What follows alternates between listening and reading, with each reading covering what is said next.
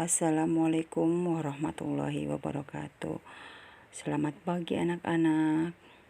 Bagaimana kabarnya hari ini? Tetap semangat ya, walaupun kita masih belajar dengan cara virtual atau dengan cara online. Ibu harap semuanya menjaga kesehatan, tetap jaga jarak. Jangan lupa cuci tangan sebelum melaksanakan aktivitas dan memakai masker apabila keluar rumah. Anak-anak kelas 4B yang Ibu banggakan, hari ini kita akan belajar tentang bunyi. Sebelum belajar, jangan lupa kita berdoa dulu agar pembelajaran hari ini diberikan kemudahan dalam kompetensi dasar yang akan kita capai pada pembelajaran IPA ini. Masih dalam pembelajaran pertama, tema 1, subtema 1, yaitu 3.6, menerapkan sifat-sifat bunyi dan keterkaitannya dengan indera pendengar. 4.6, menyajikan laporan hasil percobaan tentang sifat-sifat bunyi. Tujuan pembelajaran yang akan kita capai pada pembelajaran ini yaitu 1. Mampu menjelaskan cara menghasilkan bunyi dari beragam benda di sekitar dengan lengkap. 2. Mampu menyajikan laporan hasil pengamatan tentang cara menghasilkan bunyi dari beragam benda di sekitar dengan sistematis. Anak-anak kelas 4B yang Ibu banggakan, sebelumnya kita sudah belajar tentang keragaman budaya. Selain kaya akan budaya, tarian dan makanan khas daerah, Indonesia juga kaya akan jenis alat musik. Berikut nanti Ibu akan memberikan beberapa contoh alat musik yang dimiliki oleh berbagai suku bangsa di Indonesia. Ini adalah contoh alat musik yang dimiliki oleh berbagai suku Indonesia. Bisa dilihat ya di gambar yang Ibu tampilkan. Di situ ada alat musik yang berupa kecapi, angklung, saluang, kendang, dan tifa.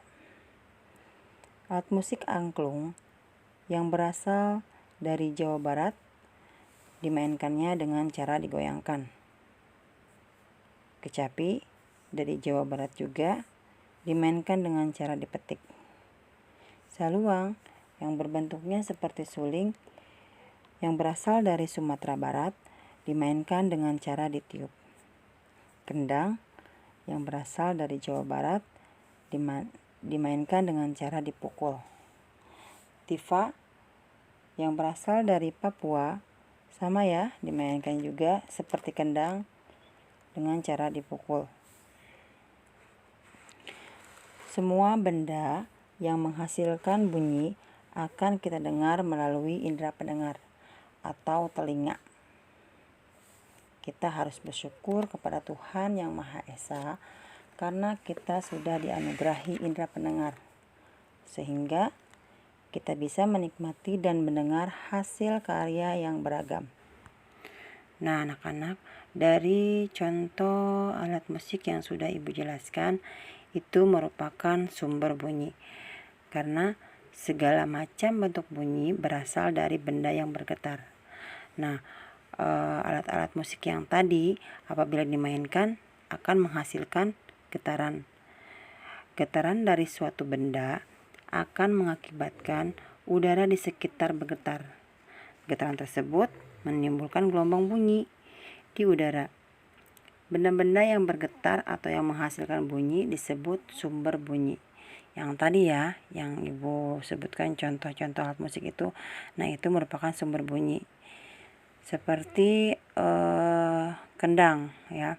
Kendang merupakan sumber bunyi karena apabila dimainkan dengan cara dipukul, dia akan bergetar dan menghasilkan bunyi. Jadi, sumber bunyi itu benda-benda yang bergetar dan menghasilkan bunyi disebut sumber bunyi. Contoh lainnya sumber bunyi yaitu seperti pita suara ya. Semuanya kita mempunyai pita suara kan? Ya, kalau misalkan nggak punya, kita nggak bisa ngomong dong. Nah, pita suara itu merupakan sumber bunyi juga. Karena dalam pita suara ini ketika kita mengucapkan atau berbicara akan bergetar sehingga menghasilkan bunyi. Makanya pita suara disebut sumber bunyi. Contoh lainnya seperti mesin kendaraan juga. Mesin kendaraan termasuk sumber bunyi juga ya.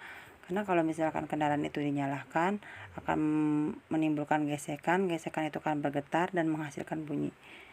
Seperti misalkan mobil nih melakson, itu juga menghasilkan bunyi, itu disebutnya sumber bunyi. Perlu diingat ya anak-anak bahwa bunyi dapat merambat melalui benda padat, benda cair, dan gas. Akan tetapi bunyi tidak dapat merambat pada ruang hampa. Karena pada ruang hampa itu tidak terdapat udara. Jadi ruang hampa adalah ruang yang tidak terdapat udara sama sekali. Contohnya seperti di ruang angkasa. Itu tidak ada udara sehingga bunyi tidak dapat merambat. Baik anak-anak, pembelajaran kita hari ini tentang bunyi sudah selesai. Ibu sudah menjelaskan semuanya. Untuk itu Ibu akan memberikan suatu soal ya atau latihan agar Ibu bisa mengetahui sejauh mana Ananda semua memahami materi yang sudah Ibu sampaikan. Sebelumnya Ibu akan menyimpulkan pembelajaran kita hari ini tentang bunyi. Segala macam bentuk bunyi berasal dari benda yang bergetar. Getaran dari suatu benda akan mengakibatkan udara di sekitar kita bergetar. Getaran tersebut menimbulkan gelombang bunyi di udara. Sehingga benda-benda yang bergetar dan menghasilkan bunyi disebut sumber bunyi. Ya, seperti contoh-contoh alat musik yang tadi sudah Ibu sampaikan itu merupakan sumber bunyi. Jadi intinya bunyi itu bergetar. Jadi intinya bunyi itu berasal dari benda yang bergetar. Nah, benda yang bergetar itu bisa bergetar atau menimbulkan bunyi dengan cara dimainkan. Jika Ananda semua ada yang belum paham, silakan boleh ditanyakan ya ke Ibu langsung sebelum latihan Ibu berikan. Kalau semuanya sudah paham, Ibu akan memberikan materi dan silakan dikerjakan. Silakan tugasnya dikerjakan. Formatnya bisa dilihat di buku tema halaman 11 dan halaman 12. Alhamdulillah pembelajaran hari ini telah selesai. Semoga apa yang kita pelajari hari ini bermanfaat bagi kita semua dan Ibu harap kepada kelas 4B yang Ibu banggakan, kelas 4B yang super hebat, tetap semangat ya. Walaupun kita masih belajar online, Ibu harap semuanya tetap aktif, kreatif, dan inovatif. Terima kasih. Kurang lebihnya mohon maaf apabila banyak kesalahan itu timbulnya dari Ibu. Ucapan terima kasih Ibu kepada Ananda semua yang masih semangat dan yang masih mau belajar. Semoga kita selalu diberikan kesehatan. Assalamualaikum warahmatullahi wabarakatuh.